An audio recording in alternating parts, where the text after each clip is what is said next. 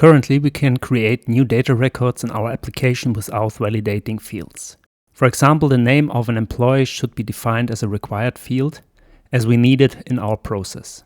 We also want to have a contact for this employee in case of emergency.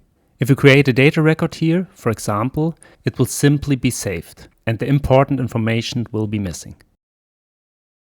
To do this, we first create the corresponding methods in our behavior definition. A validation starts with the keyword validation, followed by the name of the validation.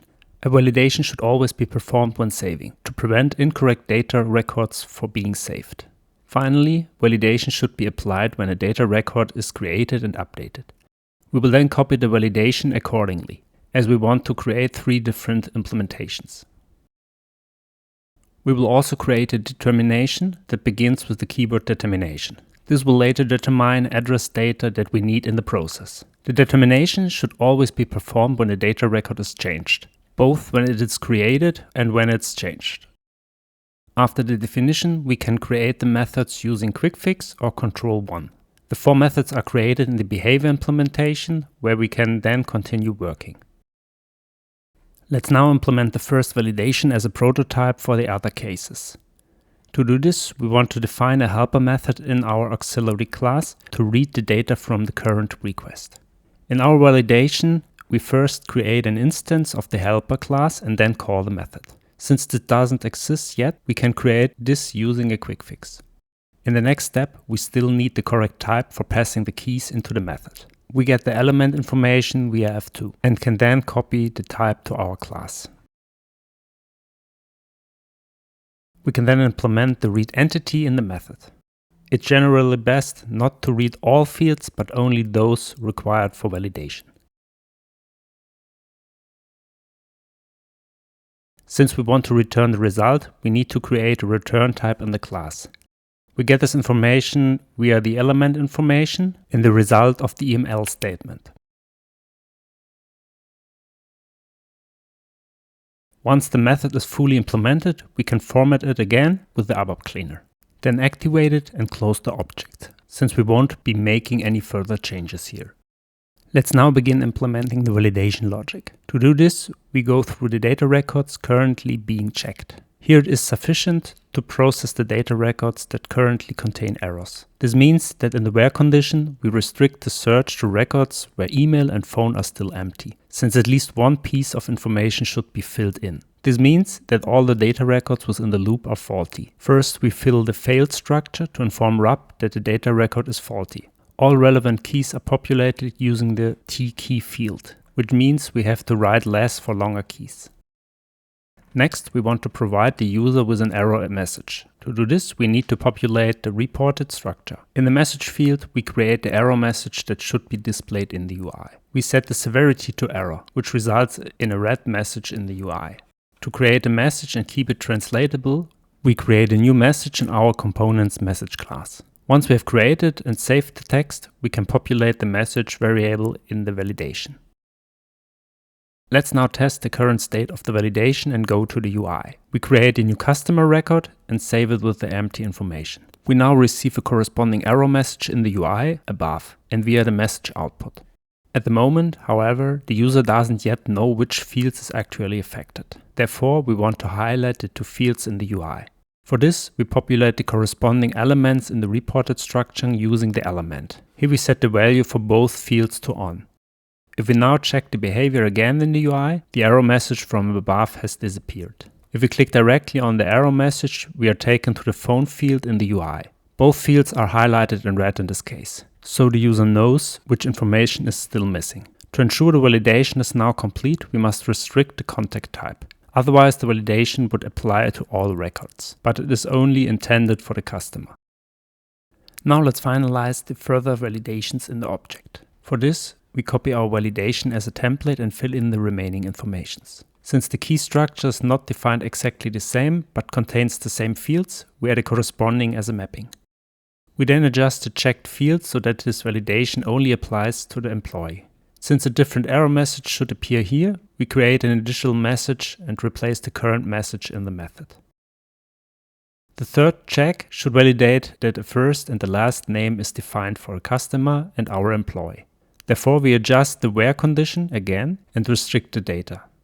We also create a separate error message for this case and change these fields.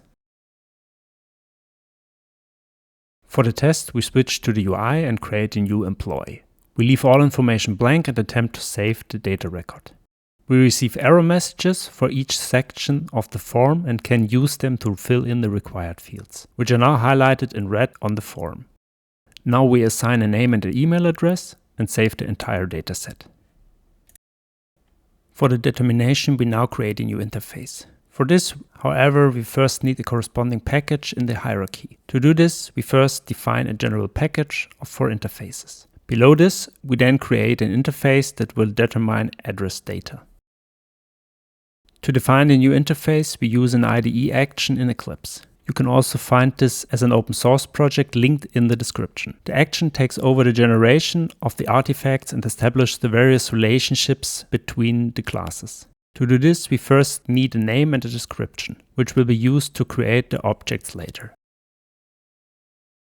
The instance name is important during processing. If all the data is correct so far, we generate the objects. Once the generation is complete, we receive an overview of the objects. From here, we can jump directly to the appropriate objects. You may need to confirm the dialog at this point to jump to the object. Let's go through the objects and format them or look at their use.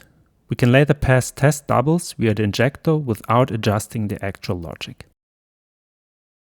The factory creates decoupled objects so that we are separated from the actual implementation. This gives us the option to create the real instance or a test double at runtime. In the interface, we define our API method, which we will call later.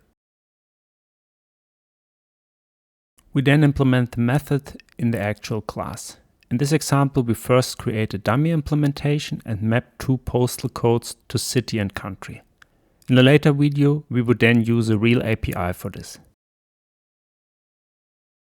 In this example, we use Berlin and Cologne to provide data. After activation, we are finished with the interface. In the actual implementation, we create an instance of the service that we will then use. Here we can again copy the logic for determining the selected data records. In the next step, we call the API for each data record. Since the data records have different types, we need to map them to the target structure. Finally, we want to update the data records. For this, we use the modify entity and pass the city and the country for updating.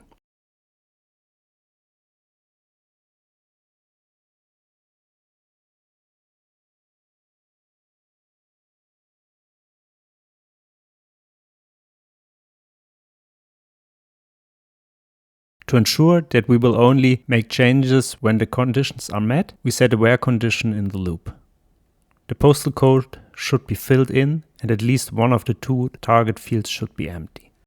Finally, let's test the determination in the UI. To do this, we create a new address and fill in the postal code. When we save the data record, the city and country are now determined and transferred to the fields.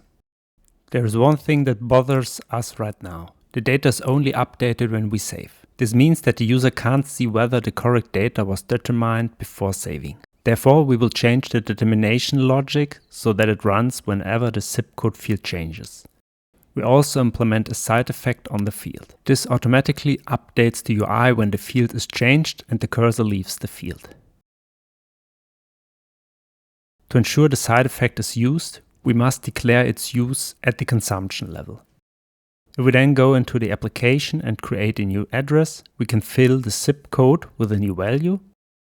If we then change the field with the cursor, the city and country are automatically filled.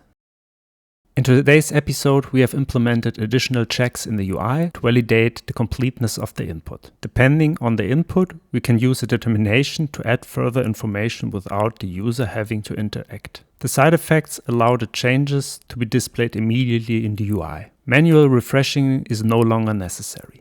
In the next episode, we will build and deploy the application. Thanks for watching and see you next time.